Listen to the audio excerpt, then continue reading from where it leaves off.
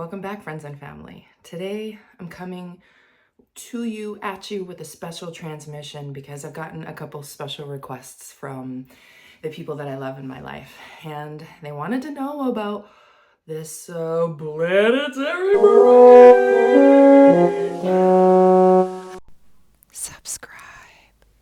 So this planetary alignment is actually very interesting. And I'll say that it's interesting because there are other things happening in the chart besides just this planetary parade, which is quoted by NASA saying it's just a really lovely way of stating that planets are aligned in a particular way. They state by conjunctions or oppositions, and that planetary alignments can be defined by them in different kinds of ways.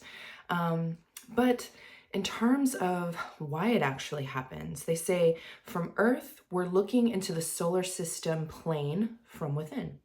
So we see a racetrack of planets from the perspective of one of the racers, ourselves. When viewed edge on, this disk appears as a line, which we call the ecliptic or the ecliptic plane. So back a while ago in 2022, there was this alignment, and this alignment happened in 2022, right? Said that already.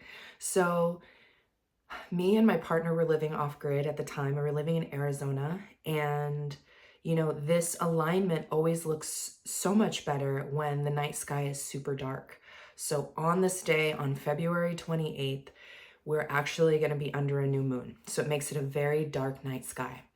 And in this process, we see more than the normal planets that we see. So here's the list of these previous times that this has happened. And really, I don't remember the one in January of 2016. All four were visible at once before sunrise. And then we had two of them from mid-June and then from April. So like almost all of spring and summer of 2022, we were like under this umbrella of just being able to walk out right before sunrise and see this cosmic alignment right in front of your face.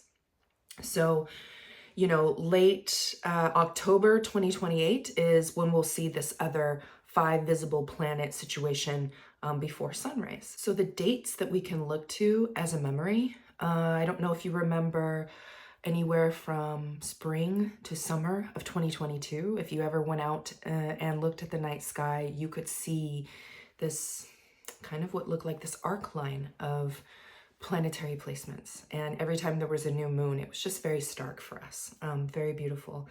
My partner and I walked those mornings. We took video. We said blessings. We walked around this 40-acre property that we had in the dark. It was a lovely time. So now the time is upon us, and February 28th, while we've been kind of seeing this since mid-January, being able to see planets in the sky, on this particular day, because the new moon is there, Mercury is joining the table and saying, hey, I deserve a voice here. So these 5 planets, and the 5 planets are, we've got the moon, we've got the sun, Saturn, Mercury, North Node, and Neptune, all together, making this symphonic noise. And, Mars is finally direct, so people are being very direct. It's a little loud outside, and we're trying to figure out how to pull it back a little bit, how to reserve our energy, how to stop this toxic thing that's happening in our lives. So what do we do as a collective? We say we're going to boycott buying anything on the 28th. So look, this planetary alignment is coinciding with our ability to take back our buying power, if at least for a day. You know what I mean? Like, activism does start inch by inch, day by day, and it takes those really small things. Like, not everything changes in one day. So what's important about this alignment is Mercury and Saturn are together. So Mercury is the way that we're passing money from hand to hand, because that's a Gemini function, the hand to hand, passing money and, getting checks written. And When Saturn comes into the scene, we're thinking about our rules and our structures and authorities. And when it's in Pisces, those people are nowhere to be found. We don't find any representation of what feels good, what feels energetically like we're moving forward and that it's inclusive. And so because of the corporatization of America and how it's kind of branched out to kind of a worldview, this is really important, for us as Americans, for, people in other Western countries who are able to just hunker down and say, today is not a day that people are going to get money from me, especially the big giants like Amazon and Walmart and Target. I mean, these are all companies that are rolling back their humanization.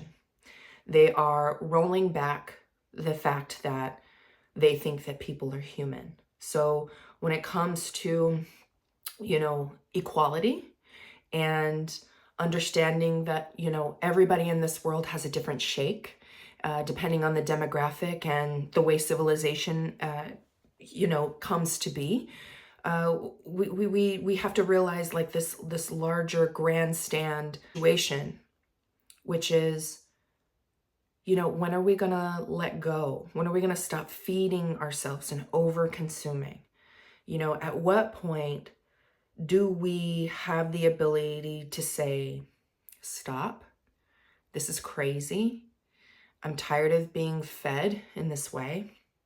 And I say food because Mercury is how we eat, and Mercury is in this involvement.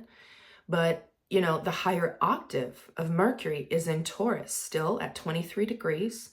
And this Uranus is in the third house. So it's really wanting us to upgrade the way that we look at things, the way that we are holding on to, taking stock of, saving, and, radicalizing our buying power and who we subscribe to. So this is a lot of energy around, how to take the big conglomerate out of the picture and start putting things back into the neighborhoods. So Uranus is like, hey, let's upgrade our neighborhoods. Let's start buying from people who are artisans, who are, lone wolves, those who, sit at home and they do this craft and they do it well. No longer are we looking for one person or one corporation to represent all of our views and likes and wants. Now, as consumers, we get to take back the Mercury. We get to put the money back in our hands and back in our mouths, and we get to speak with what we believe is the right way forward. So, what are the websites? What are the marketplaces? Where can you go back to the locality of where you are in any sense of the word and start buying directly from them? How can we start supporting the realness of our lives? You know what I mean? This has gotten way out of control. And, this is a big time of, not spending, but could this be a big day of giving? Going to your neighbor and saying, I have or need a resource, can we trade? Today I'm not spending any money. So, your neighbors are really going to be able to help here. This is a group effort in making sure that we take back our dollar and that we start thinking about where we want to plant those dollars as the 29th and as there's no February 29th. You see so much Piscean energy. Sometimes I get my stuff mixed up. So anyways, 28th, the last day of, being in February. It's a wrap up of Black History Month. It's the seeding of a new intention with this new moon in Pisces. This has spiritual momentum. This has an energetic capacity that is enormous if we put a lot of compassion and intention in why we're doing this. We're not doing this because we're mad. We're doing this because it's what feels good for us. This is a very feeling-centered thing. It's not personal, right? When we're in Pisces, we think as a collective, yeah, I know about me, but like, what about everybody else? You know, how are we all going to do this thing together? And I think that's what's so important about this planetary parade, about this whole situation, is that we're kind of like birthing something new right before we're getting to the season of spring. So, you know, what else is important about this chart? We've got Venus, and Venus will be falling into the second house if we've got Sun on first. So I put Sun on first because we're all in this Piscean energy. The new moon is right there on the ascendant. This is how I like to play with charts and look at things because, you know, when we read as astrologers, we need to find different strategies and different mathematical equations sometimes to read for the masses, right? So if the masses are here on the ascendant, then when we look at these planets, they really are speaking the truth.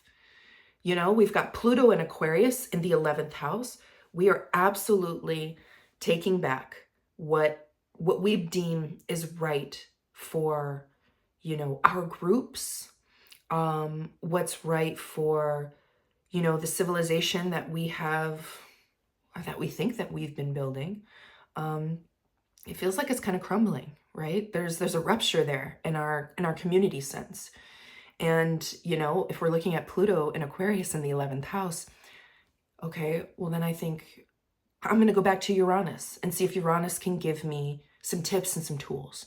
And again, Uranus is in the third house. So I'm saying that it's so important to think about this big worldview and to take the little tiny steps that are needed to kind of contribute to that. So we're all doing it in our own different ways. And it's the perfect time to sit and make intentions, to pray to your God, to pray and to be a part of this current, of this flow. It might help to get on social media and kind of talk about how you're dealing with that and how it makes you feel if things are coming up for you. Because Mars is going to be in Cancer. So there's going to be this kind of collective, familial thing that like, oh, we're all moving towards coming home to ourselves, like the realness of life. And in the fifth house, we're creating new ways of living. We're being dynamic. Are we being emotional? Yeah, maybe. Are we being nationalistic? Possibly. But the great importance is, you know, showing our children, showing our families, showing our friends, showing the people around us that we care, that there's this deep heartbeat that runs through us all. And we've got to find that one current that flows through us. And that's what Pisces brings to us. It's not just this hippie, all love, we're all connected. It's like, no, there is a flow and a current that, you know, some call God and some call divine and some call, you know, the breath. I mean, it can be so many different things in the way that we look at it. But this is a really beautiful day. So get out to open air, you know, get above the trees if you can. Go over to a friend's house, drive up to the tallest street and see if you can see it before the sunrise comes. I believe there's so many blessings and lessons in this alignment, which is why I wanted to kind of harp on it today. Another really beautiful thing here in this chart, we've got Jupiter in Gemini. So we've got this really beautiful, mutable energy that's happening. And it's kind of forcing us to be adaptable, forcing us to kind of mutate ourselves and go with the flow of what everybody else is doing, because it's kind of for the greater good of everybody, not just ourselves. But we've got Jupiter, this great grand planet in this Gemini sign, and it's really hitting home. It's in the fourth house of home. So when it comes to our current state of reality, there's some big truths that we're having to face, you know? There's maybe some oversights. There's maybe more information that we're needing to know. When it comes to, you know, how are we going to make it, you know? How are we going to feel well informed about our lives? How are we, you know, going to participate moving forward? There's a lot around Mercury, a lot, because Mercury rules our everyday function from the third house to the sixth house. One of my favorite planets, I'd have to say. So in a nutshell, this is a very important day. Yes, to take back your mouth, right? We're putting your money where your mouth is, that kind of phrase. But it's also taking back some things and keeping them in your hands, not letting it flow out, putting it in a container. So, you know, this is a lot of interplay around, you know, letting go of some ideals. You know, when we don't participate for this day, how's it going to make us feel?